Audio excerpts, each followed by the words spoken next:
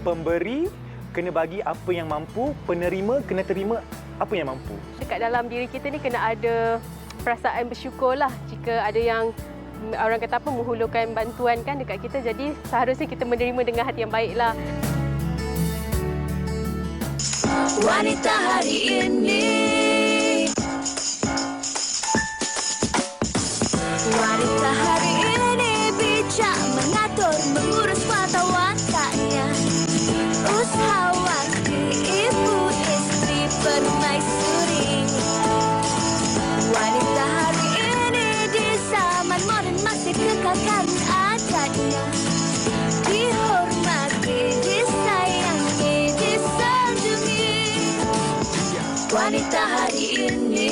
Kembali berinspirasi bersama kami di Wanita Hari Ini untuk tanggal 5 Januari 2022. Hari ini hari pertama saya bersiaran 2022. Wow, tahniah.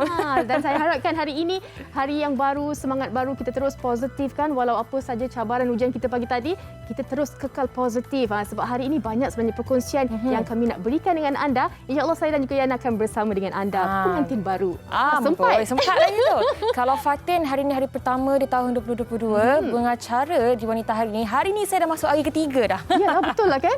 Ya, betul. Apa-apa pun, seperti yang Fatin katakan tadi, hari ini ada pelbagai perkongsian menarik yang kami ingin ceritakan bersama dengan anda. Jadi pastikan anda tidak ke mana-mana dan terus berada di kaca televisyen anda. Betul. Dan Yana, kalau boleh kita nak kongsikan dengan penonton kita hari ini yang mana cuaca pagi ini alhamdulillah tak hujan lebat lah kan. Tapi apa yang nak kita kongsikan di Jabatan Meteorologi, kalau boleh kita mulakan dengan negeri Sabah terlebih dahulu, yang mana 3,385 mangsa banjir dicatatkan di Sabah. Betul. Dan juga Yana, kalau boleh dikongsikan di metro tadi, ada mangsa yang komen di ruangan mengatakan kawasan Tandik Kota Merudu banjir sudah beransur pulih. Mudah-mudahan kami di PPS, SMK Tandik dan PPS lain di daerah ini dibenarkan balik untuk kerja-kerja pembersihan. Diharapkan secara berterusanlah kan kita dapat kabar berita banjir surut di Sabah. Dan kalau mengikut laporan oleh Met Malaysia, dikatakan amaran angin kencang dan laut bergelora kategori pertama dan kedua juga telah dikeluarkan bagi perairan pantai timur Semenanjung termasuk Johor, Sarawak dan juga Sabah diramal berterusan sehingga 6 Januari 2022. Dan saya kira hari ini 5 Januari. Kalau di Semenanjung semalam 4 Januari dikatakan tidak akan berlakunya hujan yang berterusan. Tetapi buat teman-teman kita, rakan-rakan kita yang berada di Sarawak dan Sabah khususnya, silalah ambil kepekaan yang lebih lagi, keprihatinan yang lebih lagi terhadap keadaan cuaca di tempat anda. Kalau semalam kan Fatin, di kawasan saya, Subang Jaya, Petaling Jaya menuju ke Bukit Jalil, hujan yang teramat lebat semalam. Saya dah risau dah sebab saya sedang memandu dan kenderaan tidak bergerak. Memang jam lebih daripada 2 jam saya semalam terkandas di dalam jalan raya. Betul. Jadi sebenarnya masih lagi berada dalam cuaca yang tidak begitu elok sebenarnya.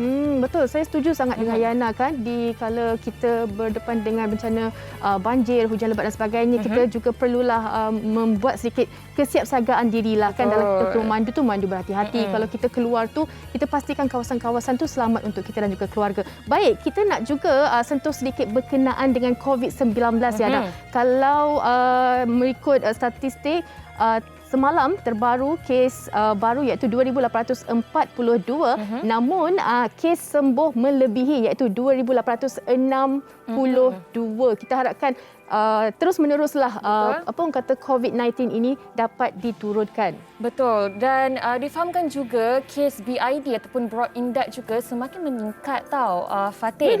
Dan ini juga amat menggusarkan sebab kalau kita lihat kes BID ini adalah antara kes yang menjadi perbualan juga bukan hanya di laman sosial tetapi dalam kalangan mereka yang berada dalam industri kedoktoran ni, mereka seringkali mengingatkan kita juga tentang Broad Index cases. Semalam sahaja ada 31 kematian disebabkan COVID-19 yang mana ianya juga adalah BID cases. Dan 31 itu adalah angka yang tertinggi sejak semalam lah Yana. Tapi jangan lupa juga kepada varian-varian baru khususnya Omicron yang mana setakat terbaru telah mencatatkan 122 kes. Jadi kalau kita nak pergi mana sahaja, kita nak keluar bawa anak-anak kita, walaupun kita dilanda banjir, kita nak melakukan aktiviti bantuan sukarelawan dan sebagainya, kena ingat dan juga patuh kepada SOP, pakai mask dan juga jaga penjarakan fizikal. Betul. Dan kalau kita lihatkan Fatin, sebenarnya untuk mengingatkan kita juga dunia semakin tenat, bukan sahaja disebabkan oleh pandemik virus COVID-19. Ini kan pula bencana yang sedang bukan sahaja melanda Malaysia, malah di luar negara macam-macam lagi bencana dan musibah yang melanda mereka. Apapun diharapkan permulaan untuk tahun 2022 ini tetap memberikan semangat buat kita semua untuk menjalani tahun ini sehabis baik dengan azam dan iltizam yang baru. Hari baru, tahun baru, diri yang baru. Baik, kita nak kongsikan satu bingkasan TikTok yang berkenaan dengan pelbagai bantuan-bantuan banjir, barangan-barangan yang dihulurkan daripada mereka yang prihatin ini. Apa kata, jom kita saksikan. Betapa sukarnya menyusun bicara, meluahkan rasa, menuturkan sayang, kasih yang terlimpah hanya sekadar tingkah, cuma ungkapan kebisuan yang melindungkan. Bang, peluang untuk perisai diri. Hari ni baju pula. Ni trik yang kedua pula.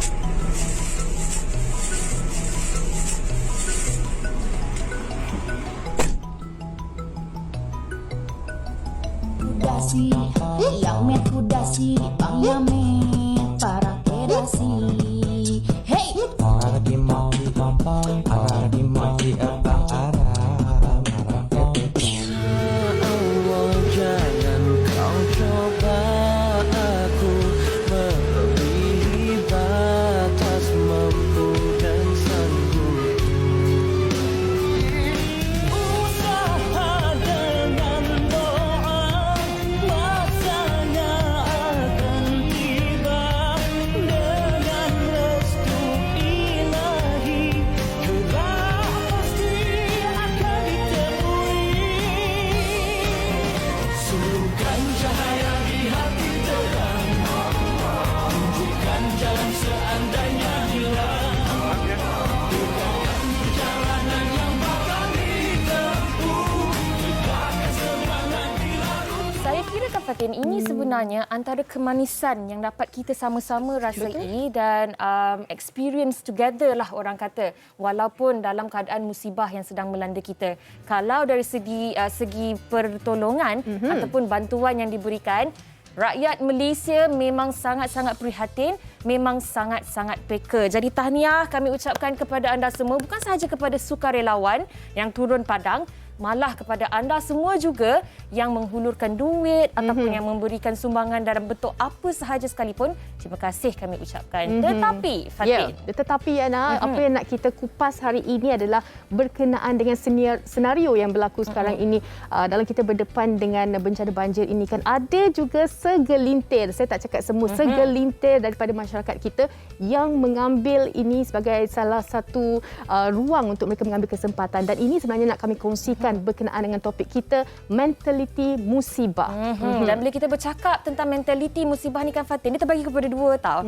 Si pemberi dan juga si penerima. Apa sebenarnya mentaliti sepatutnya yang pemberi dan penerima ini harus ada ketika berdepan dalam musibah. Kepada anda yang sedang menonton kami di Wanita Hari ini sekarang, mungkin boleh kongsikan pendapat anda, pandangan anda di laman Facebook Wanita Hari ini TV3 dan tinggalkannya di ruangan komen di bawah. Baik, jangan ke mana-mana kerana kami akan berhenti rehat seketika. Jumpa lagi selepas ini. wanita hari ini, wanita hari ini.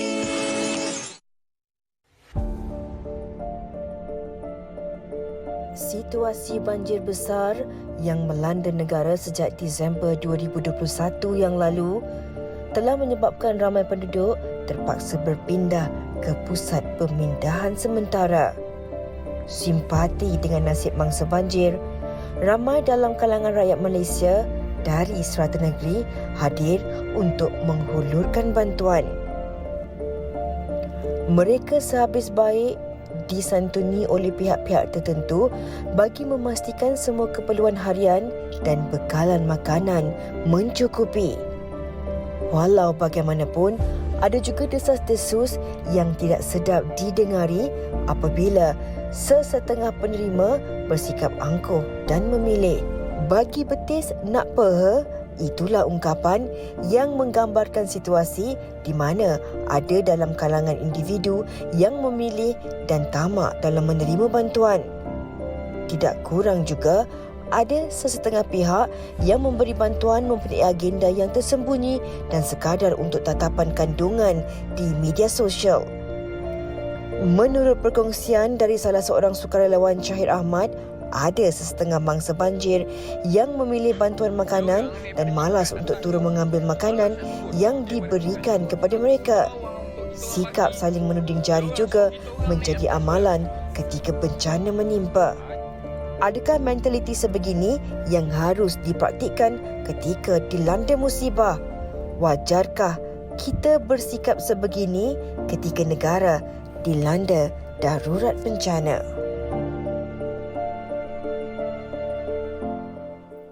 Itu antara senario laporan yang disediakan oleh Syifa berkenaan dengan topik kita hari ini, mentaliti bencana, mentaliti musibah, yang mana kita nak ketengahkan, kita nak buka minda setiap daripada masyarakat kita. Dalam kita berdepan dengan situasi ini, kita perlukan sokongan setiap daripada kita, bukan yang mengambil kesempatan, bukan yang tidak mensyukuri ataupun apa sahaja yang mungkin dikongsikan oleh panel-panel kita sebentar nanti.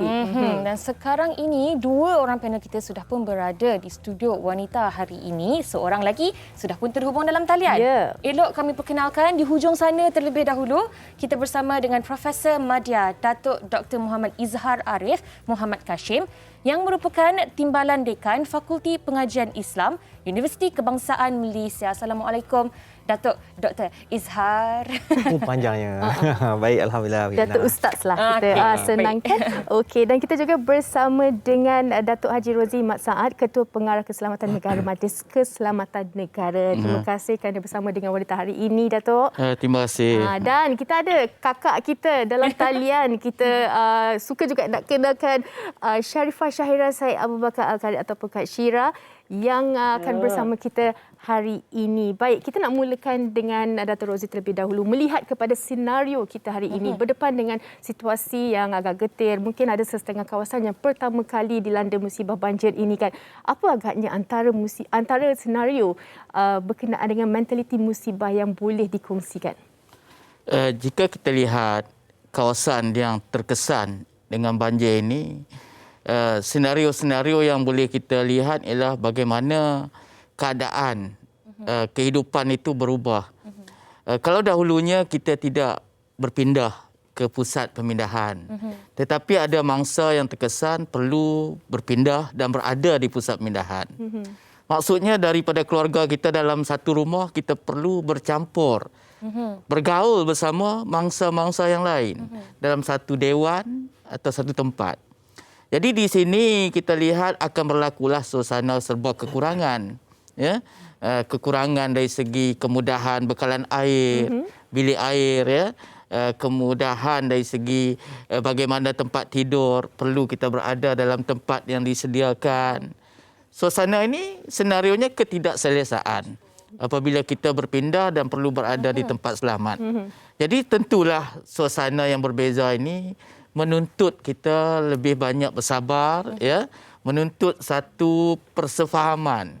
Kita perlu fikir bahawa kita bersama mangsa-mangsa yang lain dalam konteks ini. Dan di sini kita perlu bekerjasama, rapatkan kesatuan, tingkatkan persefahaman, memahami bahawa banjir ini bukan kita seorang yang terkesan, tetapi ramai lagi yang terkesan. Ini yang penting. Jadi bila kita memikirkan bahawa kelompok yang terlibat ramai, maka saling kerjasama itu menjadi syarat yang penting, perkara penting. Saling memahami, saling bantu-membantu, ya. dengan penuh keikhlasan. Ini yang penting. Suka apa yang Datuk Rozzi katakan tadi berkenaan dengan memahami. Kita perlu faham yang bukan kita sahaja yang terkesan oleh banjir ini, tetapi dengan ramai lagi orang yang berada dalam situasi yang sama. Tapi kan Datuk Dr. Izzah, kalau kita bercakap tentang mentaliti ni kan, ada macam di awal tadi saya dah katakan tentang pemberi dan juga penerima. Mungkin permulaannya untuk Dr. Izzah mungkin boleh berikan sedikit input berkenaan dengan pemberi. Okey, kita bila nampak orang memberikan bantuan, kita sendiri pun rasa bersemangat, berkobar-kobar. Tidak salah semangat itu. Bagus sebenarnya juga. Tetapi mungkin menjadi satu kesalahan apabila niat pada asalnya itu, yang murni dan suci itu, bertukar pula. Sekadar untuk mungkin social media content ataupun niatnya itu dah menyimpang jauh. Mungkin Datuk boleh kongsikan. Okey, bismillahirrahmanirrahim. Pertama sekali terima kasih kepada dua orang sahabat saya, pengacara yang sangat dikenali. Datuk Rozzi, selalu tengok beliau dalam kenyataan-kenyataan rasmi negara. Dan semua para penonton di luar sana. Dan juga tak lupa rakan-rakan saya, sahabat-sahabat handai daripada Singapura, Brunei yang telah memberi bantuan secara wang ringgit sebenarnya kepada MAPIM Malaysia, sebab saya penasihat syariah kepada MAPIM Malaysia ketika membuat bantuan, memberi bantuan. Saya rasa daripada Singapura saya tak kurang daripada 50,000 sampai masuk ke dalam akaun dan mereka keluarkan untuk membeli barang-barang keperluan masyarakat kita yang ditimpa musibah. Dan juga tak lupa kepada rakan-rakan kita yang di dalam Malaysia yang banyak membantu, tak putus-putus. Betul. Tak cukup dengan wang ringgit, dia orang hantar barang pula. Saya ucapkan ribuan dan terima kasih banyak-banyak. Tanggungjawab saya menyampaikan, alhamdulillah. Itu sebabnya bila saya pergi menyampaikan, kita sangat terhutang budi dengan mereka yang banyak memberi bantuan. Walau bagaimanapun, nasihat saya juga kepada semua yang nak memberi bantuan itu, betulkan niat. Betulkan niat itu sangat penting. Sebab Nabi SAW sebut innamal a'malu binniat. Balik pada niat kita. Betul. Sebab ada yang nak bagi barang, tetapi dia tengok ni Datuk, dia tengok almari dia, apa yang nak buang ni kata. Sebab itu bila letak barang-barang kat rumah saya tu, baju-baju, saya terpaksa asingkan. Isteri saya dia jaga satu kawasan, saya jaga banyaklah di banyak kawasan. Bayangkan bila kita asing-asingkan daripada 10 kotak baju, yang boleh hantar 3 ke 4 kotak je tu. Bayangkan, ada. Bayangkan kita tak pakai baju dalam tu. Orang perempuan je pakai. Tali tak ada. Macam mana tu Datuk? Itulah saya nak tanya. Macam mana cara pakai kalau tak tali? Macam mana boleh memberi sesuatu yang tidak boleh dipakai untuk berguna? Seluar dalam, boxer dah berlubang-lubang. Lepas tu baju tu. Baju yang kementerian bagi tu. Agak-agak mana? Baju suit, baju kot macam ni. Dia ada baju warna hitam tu. Baju korporat tu. Ada tulis nama kementerian. Agak-agaklah awak nak kosongkan almari ke? Jadi tolonglah kalau boleh bagi barang yang kita sayang. Satu. Nombor 2, barang keperluan betul. Dan bukan ada niat lain di sebalik apa yang kita nak berikan kepada orang. Betul jugalah kalau barang yang diberikan tu kita sebagai penerima tak dapat nak guna barangan itu, dan itu membuatkan kita sebagai penerima ni rasa sedih. Betul. Dan buang masa kepada kami juga. Betul. Yang nak hantar kena asing-asing lah, yang ni tak boleh pakai, ini kena buang, Lah kali banyak buang daripada hantar. Betul. Haruslah untuk ada sedikit orang kata empati kan untuk mereka-mereka yang sangat memerlukan ketika ini. Baik, kita nak tanya kepada Kak Syira juga kan. Kak Syira selalu turun padang dalam menghulurkan bantuan kepada mereka yang memerlukan. Bagaimana sebenarnya melihat kepada koordinasi dalam kita sistem pengagihan, kalau boleh dikomenkan sikap daripada penerima dan pemberi juga. Baiklah, Assalamualaikum pada semua. Okey, baiklah kita pendekkan cerita lah. Saya jarang turun padang. Bila dah hujung-hujung saya turun padang sebab saya banyak buat kerja kat rumah lah untuk berhubung dengan mangsa banjir ke, orang ingin bantu ke, semua yang menolong di DM IG saya. Jadi 0.5% saya follower saya yang menolong juga daripada Singapura, dan juga kawan-kawan selebriti yang ramai yang percaya pada saya, terima kasih. Dan juga barang-barang yang diorang hantar, memang saya ada satu makcik ni, dia akan dah sampai kebas kaki dia melipat kain yang mana boleh pakai, yang mana tak boleh pakai. Makcik sampai dah sengit-sengit kadang-kadang. Kesian. Tapi ada juga barang-barang yang sangat bagus yang buatkan kerja saya geram. Tengok, yang ni kita jangan bagi banyak. Kata bagi-bagi tempat, saya kata. Memang cantik pula juga. Kena bagi juga. Tapi kadang-kadang ada satu tu kedai baju, dia bagi baju yang sangat, saya kata jangan satu kampung dia kan buat boria pula, sama-sama baju pula kan. 20 kat sini, 20 kat sini kan, sama je kan. Okey, sebab itu kita kena agih-agihkan. Saya dapat sampah banyak juga. Lepas tu bila saya turun ke sana, saya tengok baju dah menimbun, saya tanya dia orang tengah lipat macam makcik sana sebab banyak baju yang macam baju nak pergi kenduri pakai, baju kain licin apa semua. Dia orang pun tak nak, dia kata nak pakai t-shirt yang selesa untuk mengemas rumah. Praktikal lah jadi kan. dia nak tudung sarung. Sampai saya pun bawa lah tudung pink kecil ni, saya kata bagi. Tapi mana yang selesa. Tapi saya bawa balik baju yang tak elok. Sebab saya boleh buat recycle. Dekat KL ada satu shopping mall yang dia buat recycle pakai buat balik baju tu. Sekarang saya tengah ambil baju-baju balik buat recycle. Dan juga kalau lah bila saya hantar barang-barang tu pun, kadang-kadang saya tanya, kadang masuk rumah orang tu, ada tak dapur? Ada, kadang-kadang dia orang jujur lah. Kak Syira. Kalau kata tak ada. Ya. Kak Syira, melihat kepada apa yang dikongsikan Kak Syira ni, ini sebenarnya mentaliti memilih ataupun mereka ni tak bersyukur. Macam mana sebenarnya? Oh, ini bukan tak bersyukur. Yang ni kain lain, baju lain ni. Dia orang penat nak kemas balik. Dia ada taste. Dia kadang-kadang, okey, kalau kata yang tidak bersyukur tu mungkin satu dua, satu jadi bising. Kadang-kadang ada satu. Kadang-kadang bila bab banjir ni jadi perangai sebenar keluar. Perangai emosi-emosi yang tiba-tiba tak disangka. Hormon wanita ni kan bertukar. Kadang-kadang bila datang bulan tu dia datang naik hantu. Kadang-kadang keluarlah macam ni perangai, Kadang-kadang bila saya kata, ada juga yang tanya, dapur brand apa? Saya kata, ada Panasonic. Saya kata, oh Allah, tersebut brand. Saya kata, boleh. Saya ada yang tak brand, boleh tukar tak? Boleh, saya cakap. Mak sini dapur tu saya bagi orang lain. Saya boleh. Dengan syarat kamu tukar. Sistem butter. Betul. Tak kisah. Saya faham. Saya layankan je. Lepas tu ada budak-budak pun dia bagus. Dia macam, tak nak mainan ni. Tak nak dah. Dia kata, okey, bak sini. Balik. Macam sama je lakonan semula dengan budak tu. Macam perangai. Tapi saya tak ambil hati pun. Sebab saya pun faham. Anak saya pun kadang buat perangai juga kan. Jadi saya faham lah. Kalau kadang-kadang saudara mara. Saya Yanzen pun saya tak tengok lagi. Sebab ramai orang datang tengok kan. Saya pun dia kata apa yang tak ada betul-betul. Dia kata apa senaraikan apa yang tak ada. Kita adik-beradik akan belikan satu persatu. Yang tu yang terdekat. Banyaklah benda. Jadi tapi kan Kak Syira, maaf saya mencelah. Kalau kita lihat kan, mungkinlah kalau dalam kanak-kanak yang berperkelakuan seperti itu, mungkinlah kita faham. Masih lagi kecil, masih lagi tidak faham apa yang sedang berlaku. Tetapi kalau ada dalam golongan dewasa yang juga bersifat seperti itu, baju yang elok sudah diberikan tetapi tak nak baju ni sebab tak ikut taste beliau pada waktu ketika itu. Bagaimana pula? Pernah tak Kak Syira berhadapan dengan situasi seperti ini? Betul juga, banyak. Kadang-kadang tak sesuai dengan taste dia. Tapi saya, tak apa, saya ikutkan perangai dia. Mana yang boleh tahan. Mana yang boleh buat muka, kita buat muka lah. Tapi itu biasa. Jadi saya, perangai, ialah kadang-kadang, dia pun dah tahu dah banyak, dah cukup. Dia nak, yang ni elok ke? Dia ambil lah mana nak. Tapi itulah kadang-kadang dia berebut. Kadang-kadang ada juga. Kadang-kadang kat rumah, kita pergi rumah kan. Kalau awak nak, ambil lah. Saya tak payahlah. Ada yang merajuk, tak nak terus. Kalau nak bawa biar sama rata. Kadang-kadang ada sekali saya pergi, tiba-tiba saya nak pergi satu rumah je spesifik tapi kena lalu rumah yang lain. Rumah yang lain tak, bawa lah. Yang sini tak singgah. Tapi jangan. Itu dah itu betul. Dia marah. Saya kata, alamak, insya-Allah ada orang lain tolong akak. Ya, dengar ni dia kata.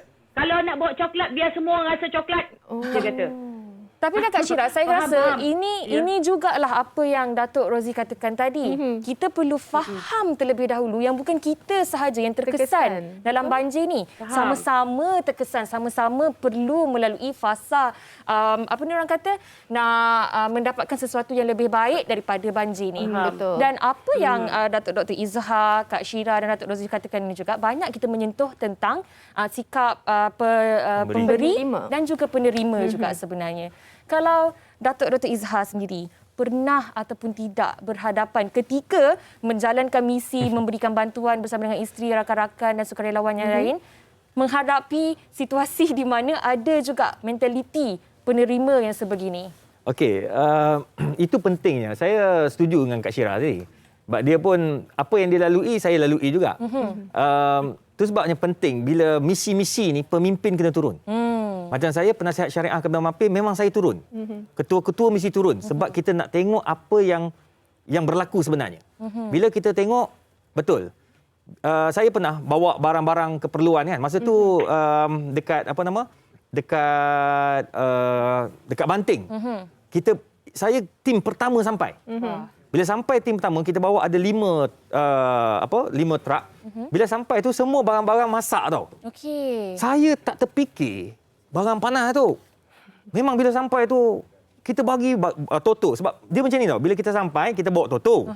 Sebelum tu anak buah saya bawa Toto. Bila bawa Toto dia kata kami nak baju. Kita bawa baju, Toto dan baju.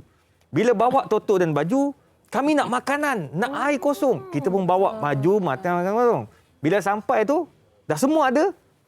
Kami nak makanan panas. Itu yang saya viralkan tu. Kakak tu yang saya letak dalam tu. Ratusan ribu orang tu kan.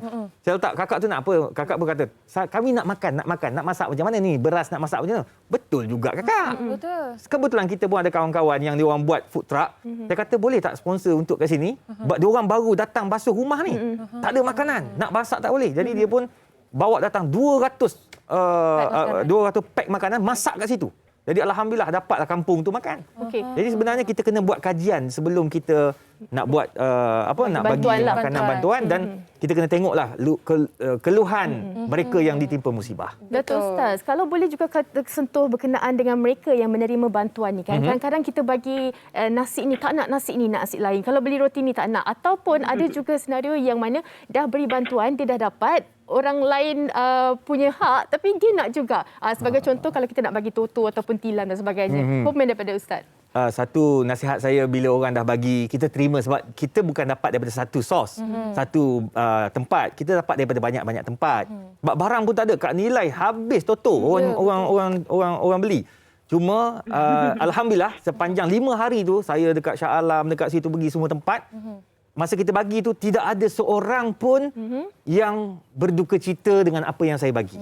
Alhamdulillah. Bahkan saya hanya letih bergambar saja. Sebab dia orang nak bergambar. Alhamdulillah banyak-banyak barang yang rosak, semua rosak kecuali handphone dia orang hidup. Itu syukur. Kadang mereka bergambar tu pun sekadar untuk memberi penghargaan sebenarnya dan boleh juga dijadikan sebagai orang kata kenangan juga sebenarnya di kemudian hari. Datuk Razif, kalau Datuk boleh kongsikan juga. Tadi kita dah bercakap tentang mentaliti pemberi dan juga penerima. Berdasarkan pengalaman Datuk Rozzi sendiri, pernah ataupun tidak berhadapan dengan situasi di mana penerima ini juga mempunyai banyak PL macam yang Fatin katakan tadi. Khususnya dalam penerimaan makanan. Dah beri nasi ayam, tak nak nasi ayam. Saya nak roti. Dah beri roti, saya tak nak roti. Saya nak nasi. Mungkin hujan panas dan sebagainya. Pengalaman Datuk sendiri. Kalau kita lihat, memang fenomena seperti ini, keadaan seperti ini akan berlaku. Kita sering merasa tidak puas. Kita sering merasa tidak cukup dengan apa yang diberi kepada kita. Di sini cuma kita perlu memahami seperti saya kata tadi, bahawa ketika kita sedang berduka cita, menepani cabaran ini, di tempat lain atau di sebelah rumah kita pun berhadapan dengan keadaan seumpama itu. Jadi yang penting ialah bagaimana kita merenung, muhasabah kembali. Apakah permintaan kita itu wajar atau tidak, sedangkan ada pihak lain yang lebih memerlukan ketika itu. Jadi saya rasa dia balik kepada hati, balik kepada hati kita dan tanya keikhlasan kita. Ini berada pada diri masing-masing. Tetapi jika kita merenung keadaan, kita akan mengambil sikap reda dengan apa yang ada, terima dengan apa yang ada. Bukan dia masa kita nak menuding jari, menyalahkan sesiapa. Tetapi kita ucap tahniah kepada hampir keseluruhan rakyat Malaysia yang mana sifat nak membantu, menolong itu amat terserlah saya nampak. Jadi ini satu yang harus kita puji. Kita ucap tahniah kepada seluruh rakyat Malaysia. Tetapi bagi mereka yang nak menerima juga harus menerima dengan syukur, reda dengan apa yang ada. Jadi bagi saya jika kita betulkan hati kita, keadaan akan jadi lebih baik. Saya suka apa yang Datuk katakan tadi. Keikhlasan dan juga kita perlu menerima dengan hati yang terbuka. Kita dah sentuh berkenaan dengan penerima. Kejap lagi kita akan sentuh juga peranan mereka yang menghulurkan bantuan ini. Tapi sebelum itu kita ambil rehat seketika. Kak Syira, kejap lagi kita tanya Kak Syira. Okay? Ada lagi? Okey. Wanita hari ini. Wanita hari ini. Kembali dalam Wanita Hari ini, kita nak teruskan dengan topik kita mentaliti musibah. Nak kita tanyakan kepada Kak Syira kan. Kalau kita bercakap mengenai mentaliti ni memang banyak, ada yang mengambil kesempatan, ada yang dah tolong kena marah pula. Macam-macam sebenarnya. Tapi kita nak tekankan di sini yang mana kita sebenarnya sebagai sukarelawan ataupun mereka yang turun padang ke lapangan dan sebagainya, kita memang niat nak membantu, nak memberi, nak meringankan beban mereka yang terkesan semampu kita. Tapi janganlah pula kita ni dipersalahkan, umpama kita ni sebenarnya nak memang bertanggungjawab untuk memberi segala keperluan kepada mereka. Kita nak berikan tekanan kepada mereka. Pengalaman Kak Syira sendiri kan, mentaliti sebenarnya kita tahu mereka sedang susah, emosi juga terganggu. Betul. Tapi kita perlu melayan ramai sebenarnya. Kita tak nak mereka mangsa ini melihat pada okey, mereka mangsa tapi terus mendadah tangan dan juga terus mempersalahkan mereka. Lebih lagi Yana, sukarelawan yang pergi ni selalunya dimarahi oleh mangsa. Bagaimana agaknya pengalaman Kak Syira sendiri kalau boleh dikomenkan? Okey, saya punya tugas kadang-kadang sebab selebriti, sebab kadang-kadang bila saya ingat nak tolong sikit-sikit je, tiba-tiba jadi melarat dan besar. Tapi kalau ada yang jauh tu Kuantan tak ada makan, saya cakap Kuantan saya tak boleh pergi. Betul. Saya repost je, siapa bagi phone number, kawasan mana, itu je saya boleh. Orang kata panjangkan sedekah tu. Jadi ada yang bantu di sana, saya boleh repost sahaja. Tapi kalau saya nak tengok emosi diorang kadang-kadang macam ni terganggu semua, kadang-kadang saya fikir balik keadaan masa banjir tu, korang nak selamatkan nyawa tu, saya memang simpati. Kadang-kadang saya pergi juga dekat rumah kawasan rumah banglo dah jadi kata tak apalah kita tolong yang rumah susah-susah tu. Tapi saya pergi kawasan rumah banglo, saya tengok ya Allah. Lagi sampai itu dia orang kata lumpur dia sampai ke betis. Orang kata nak menolong. Dia dah macam tak ada orang nak tolong. Kadang-kadang saudara pun tak sempat. Kadang, Kak tolong saudara saya. Saya kata keadaan sekarang ni dah macam kira darurat. Korang tolonglah turun. Minta cuti tolong saudara korang. Mana yang boleh. Saya kata saya ni tolong orang bagi barang ni. Saya tolong cepat mana boleh saya cepat lah. Saya tak nak simpan barang saya lama sangat. Sebab dia nak perlukan barang-barang ni. Dan highlight yang macam-macam datang saya tak kenal. Ambil. Dan saya jumpa dengan orang-orang yang lain pun saya berbincang. Siapa? Dah ramai kawan dah aku sekarang. Lepas tu, jadi kalau nak tengok emosi dia sekarang, saya fikir balik. Saya tanya balik macam keadaan macam mana nak selamatkan nyawa tu. Jadi kita bersyukur. Saya kata pelan-pelan benda ni ambil masa. Bukan saya saja tolong. Orang lain saya tolong untuk keperluan 2-3 hari ni kerja. Yang rumah bocor ni semua insyaAllah orang lain tolong. Sebab saya pun ada saudara yang terdekat masa banjir. Saudara dulu.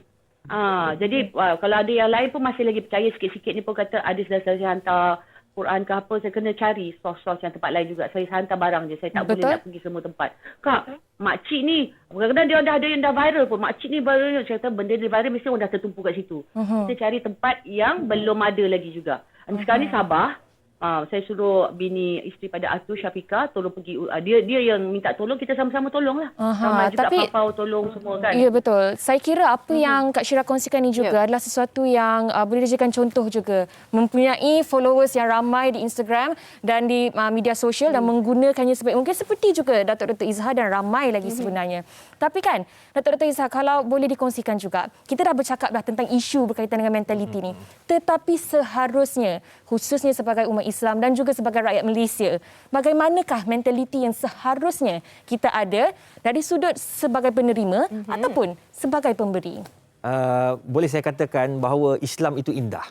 Pertama, Islam ajar wa ta'awanu 'alal birri wat taqwa. Semua rakyat Malaysia, sama ada di dalam negara atau luar negara, rakan-rakan di Brunei, di Singapura, di Thailand yang turut menyumbang, pertama sekali kita kena ada sifat tolong-menolong. Tak boleh mengharap kepada MKN saja, kepada kerajaan saja. Kita kena saling tolong. Rakyat tolong rakyat, kerajaan tolong rakyat. Kita saling bantu-membantu. Itu penting. Dan media-media, terima kasihlah. Saya TV3 ni memang saya rasa macam dekat di hati. Sebab sebenarnya. Sebab you all sanggup ambil video saya ketika kita dah ambil bantuan. Bayangkan, saya rasa macam you all memang bukan nak you all dah terkenal, ya, tapi you all nak juga benda tu sampai tu. Itu pertama, kita kena tolong menolong. Sebab susah, saya tengok orang susah, sedih. Saya nak bantu semua, saya tak mampu sebab kita pun terhad kan. Itu yang pertama. Nombor 2, penerima kena bersyukur. Sebab ada orang dia habis gaji. Dia sanggup habiskan gaji dia Sebab nak bantu. Dia kata, saya tak tahu nak buat apa Ustaz. Saya tak pergi pun tak boleh. Saya bagi gaji saya semua. Saya ambil apa yang perlu untuk keluarga saya, yang bakinya ambil lah. Sampai peringkat tu. Jadi maknanya, penerima juga kena bersyukur. Kalau dapat barang tu, ambil yang perlu saja. Dan saya tengok memang ramai, bila dia ambil, ada 2 plastik. Saya bagi 2 plastik. Dia kata, tak apa Ustaz, saya ambil plastik 1 je. Ustaz bagi yang lain. Ramai juga yang lain. Jadi maknanya kena saling tolong-menolong. Dan yang kedua, kena saling bersyukur antara manusia. Dan yang ketiga, jangan cari salah orang, tetapi kita saling melengkapi. Inilah rakyat Malaysia, keluarga Malaysia. Saya suka 3 perkara penting yang sebenarnya kita kena praktikkan dalam keadaan kita sekarang ni. Baik, kita nak dengar juga kata daripada Datuk Razi, tapi sebelum itu kita nak bawa pemerhatian penonton untuk kita dengarkan apa kata orang ramai berkenaan dengan topik kita hari ini. Jom kita saksikan.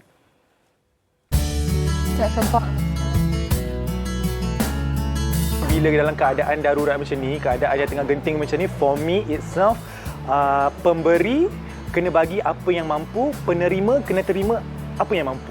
So, for me tak ada istilah memilih, terima sebab kita nak hidup. Dekat dalam diri kita ni kena ada perasaan bersyukur lah jika ada yang orang kata apa menghulurkan bantuan kan dekat kita. Jadi seharusnya kita menerima dengan hati yang baik lah. Sebab macam orang nak bagi kita bantuan tu pun tak kisah apa-apa cara pun, kita terima je dengan hati yang terbuka macam tu. Pada pandangan saya, untuk masa-masa banjir yang memilih bantuan ni kan, saya rasa mereka tak bersyukur lah. Sebab pada waktu darurat ni, ada juga yang rakyat Malaysia yang susah, yang kehidupan mereka pun tak senang, tapi nak juga bantu, nak hulurkan bantuan. Untuk memberi bantuan ni kita cuba, dan sebaiknya kalau boleh bila kita nak membantu orang, berilah yang terbaik. Barangan yang terbaik, mungkin baju yang terbaik, makanan yang terbaik. Kalau saya sendiri pun tiba-tiba dapat bantuan yang sebegitu rupa, kita faham orang nak bantu, tapi sekurang-kurangnya jagalah perasaan orang nak terima bantuan tersebut.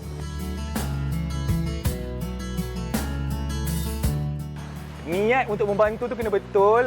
For the sake of content tu saya rasa salah lah tu niat tu, and dia berbeza niat nak buat content dengan nak bagi awareness. So tahulah niat anda and teruskan membantu. Pada pandangan saya, seeloknya kalau kita datang nak buat konten ke apa, eloklah kita bantu juga. At least kalau kita tak tunjuk pun, nak tunjuk pun ikutlah janji. Kita datang bantu, bukan sekadar datang nak tunjuk gambar ke, nak ambil gambar ke, lepas tu post dekat kita punya social media yang kita ni macam bantu. Tapi hakikatnya tak bantu pun. So, sangatlah tak baiklah kalau kita buat macam tu. Okey, itu tadi rangkuman pendapat orang ramai yang disediakan oleh wartawan kami Syifa, dan saya suka setiap apa yang dikatakan oleh mereka dan juga berkait rapat dengan mentaliti ni sebenarnya kan adab. Betul tak Datuk Rizha, Datuk? Yeah. Dan di hujung perbincangan kita ni kan Datuk Razi, bagaimana sebenarnya adab kita juga yang akhirnya akan menghubungkan kepada mentaliti kita dalam menerima musibah ni? Jika kita lihat, kita dah kata ada penerima yang perlu bantuan itu. Dan ada pemberi yang akan menghulurkan bantuan. Masing-masing kita perlu ada norma-norma yang harus kita patuhi dan ikuti, yang mencerminkan budaya kita. Jadi bagi mereka, contohnya sukarelawan, sewajarnya jika kita hendak menghulurkan bantuan, kita perlu dapatkan makluman apa sebenarnya yang diperlukan di tempat itu. Ini seperti apa yang Datuk Rizha katakan tadi. Kita dapatkan maklumat, kita buat sedikit kajian. Dan kita juga pastikan tempat yang kita bantu tidak bertindih dengan pihak yang lain yang juga datang atau hadir ke situ untuk bantu. Kita tak hendak ada kawasan terlalu banyak bantuan, ada kawasan tertinggal. Betul. Tentu akan ada yang terkesan. Jadi dari segi adabnya, kita kata sebagai masyarakat Malaysia yang kita menjunjung nilai etika, nilai-nilai murni yang dipelajari oleh kita di sekolah, inilah masanya kita menyerlahkan sikap kita yang sebenar. Dengan nilai-nilai murni sentiasa menghargai, bersyukur dengan apa yang dibantu, saya rasa kita tidak akan menyalahkan pihak yang lain ketika ini. Jadi dalam konteks ini, saya ingin mengajaklah kita semua melihat banjir ini sebagai satu ruang untuk kita tambah baik kehidupan kita. Ya, tambah baik, baiki yang mana kelemahan, dan kita ucap tahniah di atas semangat rakyat Malaysia keseluruhannya yang begitu prihatin, bersedia membantu. Oleh itu kita mengajak rakyat, rakyat berterima kasih kepada rakyat. Rakyat berterima kasih kepada kerajaan. Kerajaan pun sangat menghargai rakyat yang bantu kerajaan dalam hal ini. Jadi semua pihak terkesan. Jika kita bukan mangsa, kita terkesan dari segi emosi. Betul. Perasaan simpati, rasa ingin membantu hadir di dalam diri. Betul. Jadi kita terjemahkan ia dalam adab-adab norma hidup rakyat Malaysia yang sebenar. Betul, dan adab inilah yang akan membentuk mentaliti kita ketika ditimpa musibah. Sedikit daripada Kak Syira di hujung perbincangan kita ni, seringkasnya. Silakan. Mungkin ada pesanan yang nak diberikan kepada mereka yang ingin menghulurkan bantuan. Baiklah, pada mereka teruskan bantu, terus pergi ke rumah kalau nak pergi rumah saudara paling baguslah kan, tengok apa yang kekurangan diorang sebab banyak kebanyakannya perlukan duit untuk betulkan keadaan lah rumah diorang semua. Jadi pada saya dah kita terima kasih pada mereka yang bantu saya untuk menjalankan ini semua. Saya pun terkejut dengan barang yang sangat banyak di rumah saya. Saya pun tak sempat nak cakap terima kasih pada siapa kerana bagi barang tu sangat bagus sangat. Jadi saya cakap, jiran saya pun ada, bila saya minta satu bantal satu rumah, dia bagi satu bantal satu rumah tu dapat ke. Itu pada hari yang pertama. Cepat-cepat kita nak bagi cepat kan. Tapi pada mereka semua terima kasih, dan saya pun memang tidak ada masa untuk menyalahkan sesiapa juga. Saya cuma cakap terima kasih banyak-banyak pada mereka yang teruskan, orang kata. Kalau nak bercakap pasal nak betul, saya memang tak nak dengar. Saya nak betulkan keadaan, maksudnya kita tolong sama-sama lah. Kita bersatu. Terima kasih pada artis-artis juga, ya Allah, tanpa henti. Yang ini buat, yang itu buat. Kalau orang kata sampai saya hantar baldi pun panggil saya YB, saya bukan nak nama. Saya tak nak. Saya cuma hantar dan percaya pada masuk ke akaun. Saya sangat terkejut masuk duit dalam akaun. Pakai tak berhenti. Kawan-kawan yang lain juga terima kasih. Pemain bola sepak pun ada juga. Alhamdulillah. Banyak kau nak senaraikan. Alhamdulillah. Tapi itulah, baik, kita doakan supaya tidak ada lagi benda dia berlaku lagi. InsyaAllah. Dan sedikit Amin. daripada Datuk Ustaz untuk tajuk kita hari ini. Konklusinya, Allah Subhanahu Wa Taala berfirman, asa an takrahu syai'an wa huwa khairul lakum. Percayalah, tak ada orang yang suka pada bencana. Semua orang takut pada bencana. Tetapi ada kebaikan dan sinar di sebalik bencana yang Allah bagi. InsyaAllah. Amin. Baik, rumusan yang sangat-sangat lengkap saya kira. Terima kasih kita ucapkan kepada Profesor Madya Datuk Dr. Muhammad Izzah Arif kerana bersama kita, dan juga Datuk Haji Rozi Mat Saad, dan juga Kak Syira yang berada dalam talian terus bersama kita. Baik, kita nak rehat seketika. Jangan ke mana-mana, kita kembali selepas ini. Terima kasih. Wanita hari ini, wanita hari ini.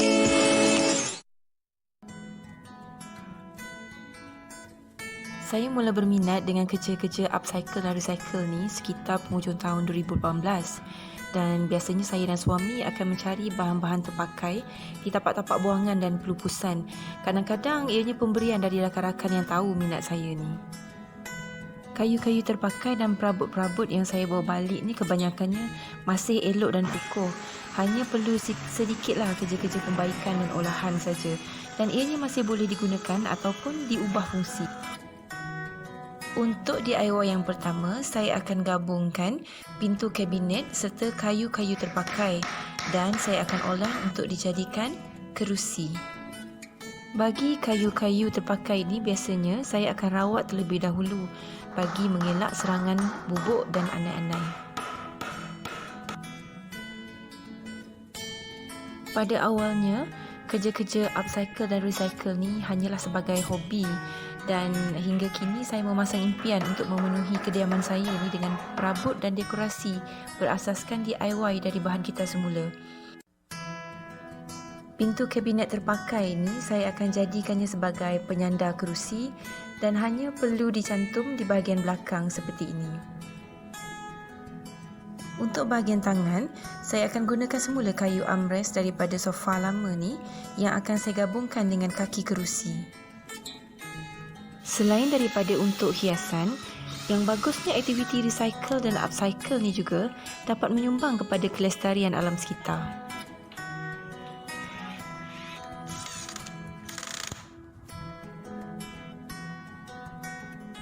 Untuk DIY kedua, saya akan guna pakai semula 2 buah kerusi lama dan kepala katil yang akan saya olah menjadi sebuah bangku.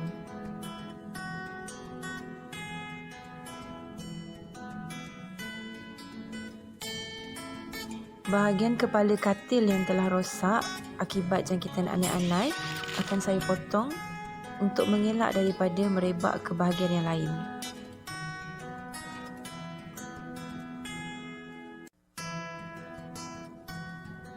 Saya memilih tema rustik dan klasik untuk dekorasi rumah saya dan ianya amat sesuai dengan item-item DIY dan terpakai seperti ini. Di samping dapat berjimat, kerja-kerja DIY seperti ini dapat membuatkan diri saya kekal termotivasi. Saya turut berkongsi hasil-hasil DIY saya dengan rakan-rakan yang sama minat di laman Facebook dan juga Instagram dan berharap dapat berkongsi inspirasi dekorasi dari bahan-bahan kitar semula ini.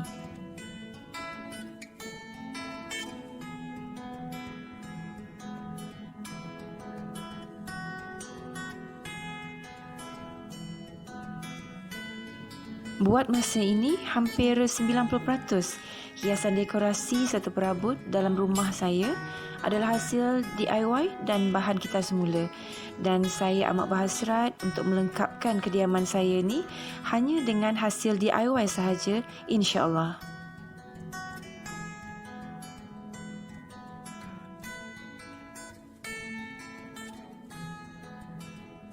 Masya Allah, hasil kreativiti daripada Kak Afidah daripada Kuala Pilah ini sangat membuka mata kita kan. Kita tahu kalau benda-benda kita tak nak je kita terus buang. Sebenarnya lagi cantik dia punya hasil tu kan, selain boleh jimat duit dan juga terapi untuk kita. Nampak vintage, nampak klasik, betul tak? Dan ini juga berkait rapat dengan topik esok, iaitu barang rosak jangan dibuang.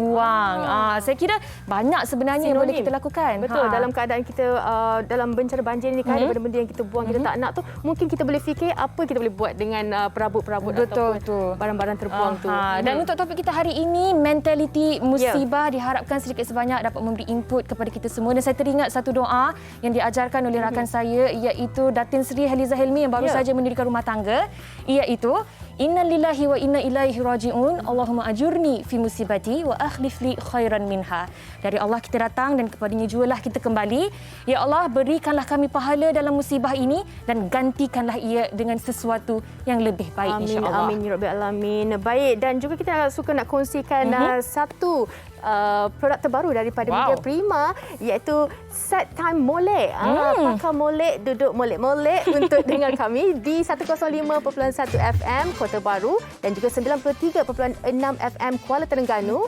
Info lanjut anda boleh layari di www.molekfm.audio. Fatim korang Kelantan ya? Molek-molek. Sedap lah. Kan? Sedap pula dengar Fatim sebut. Duduk molek-molek, pakai molek. Macam tu. Sedap lah. Baik, terima kasih kami ucapkan kepada anda yang setia bersama dengan kami sehingga ke penghujung siaran kami. Stay safe, jaga diri, jaga kesihatan diri anda dan juga keluarga. Dan insya-Allah kita akan bertemu lagi esok. Baik. Bersama rakan undur setugas diri kami. dulu. Jaga diri. Assalamualaikum. Bye.